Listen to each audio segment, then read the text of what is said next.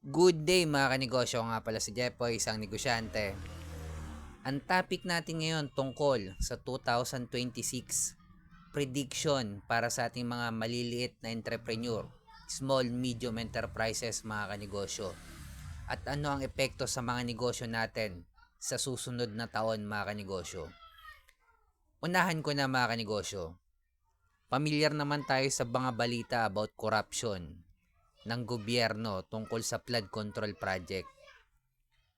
Based sa report ng Asia Development Bank mga kanegosyo or ADB, by 2026 mga kanegosyo, hindi ganon kalaki ang growth or same lang ang growth ng ekonomiya ng Pilipinas by 2026 dahil hindi gaanong gagastos ang gobyerno ng pera dahil lahat nakabantay dahil nga sa korupsyon sa flood control project mga kanegosyo.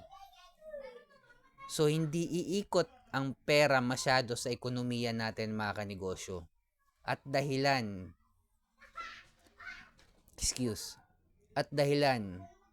at isa sa mga magiging dahilan na maraming negosyong magsasara by 2026 mga kanegosyo. At ngayon pa lang, bago matapos ang taon, marami ng unemployed na trabaho. Normal lang na dumami ang trabaho at ikot ng pera ngayon 2025 dahil nagkaroon ng eleksyon. Dahil yung mga politiko gagastos. Pero by 2026 mga kanegosyo, maghihigpit ang gobyerno. Base na rin sa report ng Malacanang mga kanegosyo.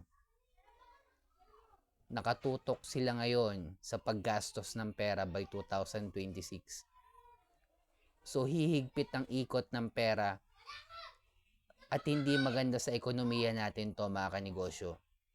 Marami na ring mga business sector na nagbabanta na magko-close. Kapag nag-close ang negosyo, maraming mawawalan ng trabaho at makakadagdag sa unemployment rate by 2026. Kaya mga kanegosyo, higpitan pa natin ang sinturon natin by 2026. At isa pa sa mga nagpalaki ng problema ng mga negosyante ang pagtaas ng sahod ng mga empleyado. Ito yung mga hindi naiintindihan ng mga nasa sa employment sa employed world. Kumbaga, ang titingnan lang nila yung sarili nila na kailangan malaki yung sahod. Mga kanegosyo, kapag tinaasan ng sahod ng isang empleyado, taas yan ng 100 or 50 pesos, automatic yan lahat, domino effect yan. Tataas ang pamasahe, tataas ang produksyon, tataas ang bilihin, tataas ang presyo.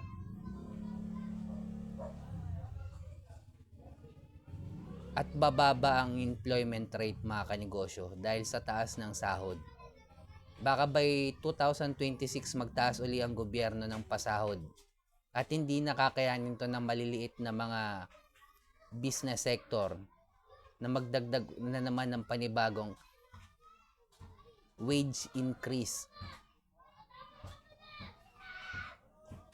Dahil tataas at tataas pa rin lahat. Tataas ang presyo ng bilihin, ng grocery, bigas, apektado lahat yan mga kanegosyo. Domino effect yan. Hindi lang yan basta tumaas yung sahod mo, yung ibang bagay hindi natataas. Kaya mas lalo tayong maghigpit ng sinturon by 2026 mga kanegosyo. At sana masurvive natin to. Siyempre, pray pa rin mga kanegosyo para sa mga negosyo natin at laban lang. Ingat tayong lahat mga kanegosyo. Peace.